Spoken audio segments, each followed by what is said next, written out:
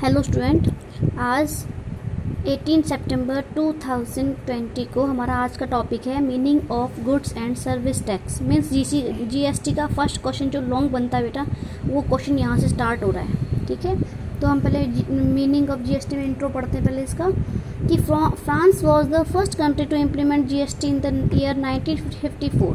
तो अगर आपसे कोई पूछता है कि कौन सी फर्स्ट कंट्री ऐसी थी वर्ल्ड की जिसने सबसे पहले जीएसटी को इम्प्लीमेंट किया, और वो थी फ्रांस ने 1954 में जीएसटी को इम्प्लीमेंट कर लिया था।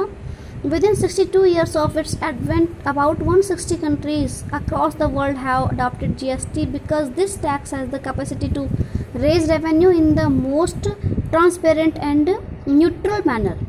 तो 160 कंट्रीज ऐसी हैं जिन्होंने इसको आराम से, ठीक है, इसको अपना लिया है, इसको अडेप्ट कर लिया है।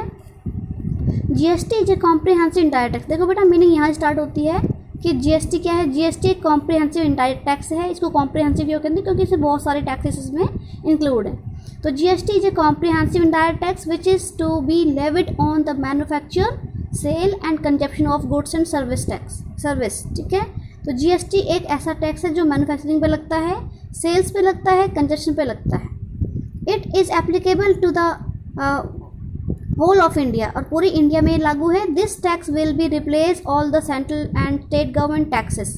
तो सारे के सारे टैक्सेस जो कि स्टेट लेवल पे थे, सेंट्रल लेवल पे थे, इसने उन सबको रिप्लेस कर लिया है। मतलब उन सबको हटाकर गवर्नमेंट ने सिर्फ एक टैक्स लगाया है, गुड्स एंड सर्विस टैक्स। ये जो टैक्स है गुड्स पे भी लगता है, सर्विसेज पे भी लगता है। तो the introduction of GST is a significant reform of the entire tax structure of India. ये आपको अपने पहले ही पढ़ा है कि जब से जीएसटी को इंट्रोड्यूस किया है तो ये हमारे टैक्स इंटायर टैक्स स्ट्रक्चर में बहुत बड़ा इसका रोल है। ठीक है, एक सुधार है, रिफॉर्म है। Under the GST method all the central state government taxes are merged into one single tax which will reduce cascading और the double taxation effect. Cascading effect को क्या बोलते हैं? Double taxation. आपको परसों समझाया था मैंने पहली वाली वीडियो में कि कैस्केडिंग इफेक्ट क्या होता है। टैक्स पे टैक्स, टैक्स पे टैक्स, टैक्स पे टैक्स, टैक्स पे टैक्स लग के कंज्यूमर के पास वो गुड्स की प्राइसेस बहुत ज़्यादा बढ़ जाती हैं। तो इसको हम कैस्केडिंग इफेक्ट कहते हैं। ठीक है, तो GST will be levied at each stage of sale और purchase of goods and services throughout India based on the input tax guide method. तो कहता है जीएसटी पूरी इंडिया में गुड्स एंड सर्विसेज की सेल पर भी लगता है, परचेज पर भी लगता है। ठीक है, और इसमें इनपुट टैक्स क्रेडिट मेथड पे ये बेस्ड है, क्योंकि इनपुट टैक्स क्रेडिट क्या होता है कि हमने क्या, किसी भी पर्सन ने, चाहे मैन्युफैक्चरर है चाहे सेलर है, उसने अगर उन रॉ मटेरियल की परचेज पे कोई जीएसटी पे किया है तो आगे जो जीएसटी उसने सेल पे करना है। ठीक है, परचेज पे जो जीएसटी उसने पे किया है वो अपने सेल के जीएसटी के साथ वो एडजस्ट कर सकता है। इसको बोलते हैं इनपुट टैक्स क्रेडिट। ठीक है, इसका एक पूरा चैप्टर है आगे, वहाँ पे समझाऊंगी आपको। Wherein manufacturer and traders can get tax credits on the expenses incurred for imports or goods purchased for the purpose of manufacture or resale। तो क्या कह रहा है कि जो जीएसटी है, जीएसटी में input tax credit method include है, और इसमें मैन्युफैक्चरर और ट्रेडर लोग जो होते हैं वो अपने टैक्स क्रेडिट को ले लेते हैं वापस। एक्सपेंस इनकर्ड, जो उन्होंने इनपुट को ख़रीदने पे जो एक्सपेंस किए हैं, इनपुट का मतलब मटेरियल को ख़रीदने पर जो एक्सपेंस किए हैं, परचेज पे जो एक्सपेंस किए हैं, जो अमाउंट पे किया है, ठीक है, टैक्स का ओनली टैक्स का, उन्होंने परचेज पे जो टैक्स दिया है उसका टैक्स वो आगे अपने सेल्स के टैक्स में से एडजस्ट कर सकते हैं। इसका मीनिंग ये है। तो the main aim in introducing GST is to abolish all indirect taxes. तो इसका मेन एम क्या है? जीएसटी को इंट्रोड्यूस करने का मेन मकसद है कि जितने भी इनडायरेक्ट टैक्सेस थे उन सब को अबॉलिश करना, ख़त्म करना। Every person who is providing और supplying services is liable to charge the GST. तो हर एक पर्सन जो उन गुड्स को प्रोवाइड कर रहा है या सर्विसेज को सप्लाई कर रहा है, सर्विसेज दे रहा है, उन सबको जीएसटी पर टैक्स लगाना ज़रूरी है। तो जीएसटी इज़ अ टैक्स, ये भी मीनिंग है इसकी, goods and service tax with comprehensive and continuous chain of set of benefits from the producer's point and service provider's point up to the retail level. It is essentially a tax only on value addition. ठीक है, तो GST क्या सिर्फ और सिर्फ value addition पे लगता है। At each stage and a supplier at each stage is permitted to set off through a tax credit mechanism the GST paid on the purchase of goods and services as available for set on the GST to be paid on the supply of goods and services।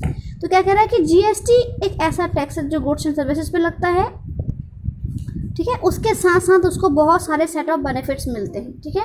आगे एक example आ रहा है बेटा, मैं देखो तुम्हें बता रही हूँ कि वो क्या कह रहा है। सेट ऑफ मैकेनिज्म का मतलब क्या होता है, देखो यहाँ पे देखो, जैसे सेट ऑफ बेनिफिट्स कैसे मिलेंगे देखना है यहाँ पे। ये कहता है product sold from Mumbai to Nagpur, price इसकी 1000 है।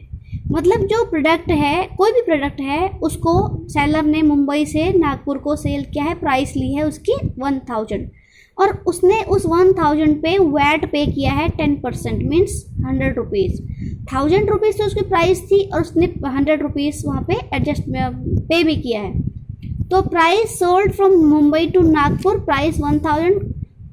ये तो वैट के अकॉर्डिंग था, ठीक है, वैट और CST के अकॉर्डिंग। वैट हम पहले लगता था, वो लगता था स्टेट लेवल पे, उसके बाद CST लगती थी सेंट्रल लेवल पे, ठीक है। तो इन्हीं को अब हम GST में कन्वर्ट करके बता रहे हैं, ठीक है बेटा। तो अगर पहले क्या होता था, हमारे GST से पहले क्या होता था कि भाई 1000 की प्राइस वाली प्रोडक्ट पर वो 100 रुपीज़ का वैट पे करता था, ठीक है। और अब क्या है कि भाई 1000 की प्राइस वाली जो प्रोडक्ट हैं जो कि मुंबई से नागपुर को उसने सेल किए हैं, उस पर CGST लगेगा 5%, SGST लगेगा 5%। मतलब सेंट्रल और स्टेट लेवल का जो गवर्नमेंट है वो दोनों इसका 50-50% बांट लेती हैं। ऐसे ही अगर हम इंटरनेशनल लेवल पे, सॉरी नेशनल लेवल पे देखें, ठीक है, ये तो ऊपर वाले स्टेट लेवल के थे, CGST, SGST और वैट, ये तीनों के तीनों जो थे किस लेवल के थे, ये थे हमारे स्टेट लेवल की। लेकिन अगर हम नेशनल लेवल की बात करते हैं, ठीक है, product sold from Nagpur to Chennai, ठीक है, नागपुर से चेन्नई को अगर गुड्स चेंज हो रही है, क्योंकि देखो मुंबई और नागपुर दोनों ही महाराष्ट्र में है, और नागपुर और चेन्नई, नागपुर तो मुंबई में है, लेकिन चेन्नई कहाँ है, चेन्नई किसी कैपिटल है, चेन्नई एक स्टेट है और उसकी कैपिटल है कोलकाता, ठीक है। तो मतलब मुंबई के नागपुर से चेन्नई को यहाँ पे प्रोडक्ट सेल हो रहा है, तो ये हो गया नेशनल लेवल का, ठीक है, यानी स्टेट लेवल का। इंटरस्टेट, तो इसको बोलेंगे इंटरस्टेट। कॉस्ट हो गई 1100।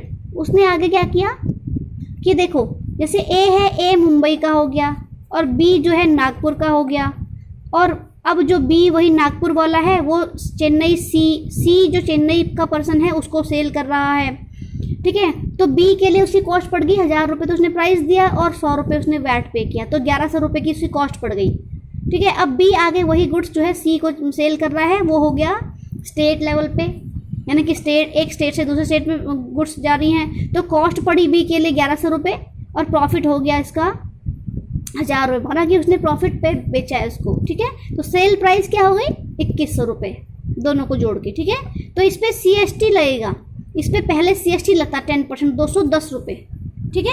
और टोटल कॉस्ट क्या पड़ जाती, मतलब हम कंज्यूमर तक आते आते इसकी कॉस्ट 2310 रुपये पड़ जाती। कितने की चीज़ थी, 1000 रुपये की चीज़ थी, ठीक है। लेकिन मुंबई से लेकर चेन्नई तक आने में वो 2310 रुपये की पड़ गई। मेरी बात समझ गए। अब देखो, अगर हम वही चीज़ CST में करते हैं, मतलब सेंट्रल गुड्स GST में करते हैं, सॉरी GST में करते हैं, तो जो प्रोडक्ट 1000 रुपये की प्राइस का था उस पर CGST और SGST लग के कितने रुपए का हो गया, 1100 रुपये का हो गया। तो अब नागपुर से चेन्नई वही गुड्स को हम बेच रहे हैं, तो कॉस्ट हुई 1100 रुपये, उसे प्रॉफिट हो गया 1000 रुपये, टोटल हो गया 2100 रुपये। यहाँ तक सेम है, लेकिन उस पर IGST लगेगा, मतलब integrated goods and service tax, ठीक है। Integrated goods and service tax का मतलब अगर एक स्टेट से दूसरे स्टेट में हम गुड्स को सेल कर रहे हैं, परचेज कर रहे हैं, सप्लाई कर रहे हैं, ठीक है, मेन नाम है सप्लाई। अगर सप्लाई कर रहे हैं तो उस पर IGST लगता है। लेकिन अगर एक ही स्टेट के अंदर ही अंदर, जैसे मुंबई टू नागपुर, मुंबई और नागपुर दोनों ही महाराष्ट्र के सिटीज़ हैं, ठीक है। तो एक ही स्टेट के अंदर, यानी कि इसको हम क्या बोलेंगे, इसको हम बोलेंगे इंट्रा स्टेट सप्लाई, ठीक है। ये हो गई इंट्रा स्टेट सप्लाई। अब एक स्टेट से दूसरे स्टेट में जाए तो इसको हम बोलेंगे inter state supply, inter state supply. कहने का मतलब क्या है कि अगर इंट्रा स्टेट, इंट्रा का मतलब एक ही स्टेट के अंदर अंदर, ठीक है, अगर इंट्रा स्टेट सप्लाई हो रही है तो दो लेंगे CGST SGST equal equal value के, और अगर इंटर स्टेट यानी कि एक स्टेट से दूसरे स्टेट में लग रहा है तो उसको हम बोलेंगे IGST, उस पर लगेगा जो GST लगेगा उसको बोलेंगे IGST यानी integrated goods and service tax, ठीक है। तो यहाँ पे देखो 2100 रुपये पे उसका 10% के हिसाब से 1100 पे, सॉरी 1100 पे यहाँ पे 210 रुपये आएगा, ठीक है। IGST 10% के हिसाब से 2100 का 10% 210 हो गया। 210 में से उसने जो 100 रुपये पहले पे कर रखे हैं ना, यानी कि 50 रुपये CGST का 50 रुपये SGST का जो पे कर रखा है, इसको लेस करते करते इसके पास क्या बचेगा, 110 रुपये बचेंगे। मतलब 110 रुपये टैक्स पे करेगा ये, क्योंकि इसने जो पहले पे कर रखा है वो इसमें से लेस हो जाएगा। टोटल कॉस्ट की बन जाएगी 2210 रुपये। इसलिए GST के हिसाब से हमारी गुड्स हमारे तक यानी कंज्यूमर तक बिल्कुल मतलब कम रेट पहुंचती है, ठीक है बेटा। आज का टॉपिक यहीं तक है, आप इसको अच्छे से रीड करना, ठीक है। ये क्या है हमारा, इसको हम बोलेंगे सेट ऑफ बेनिफिट्स, जो हमको कहाँ मिलते हैं, GST में मिलते हैं, ठीक है।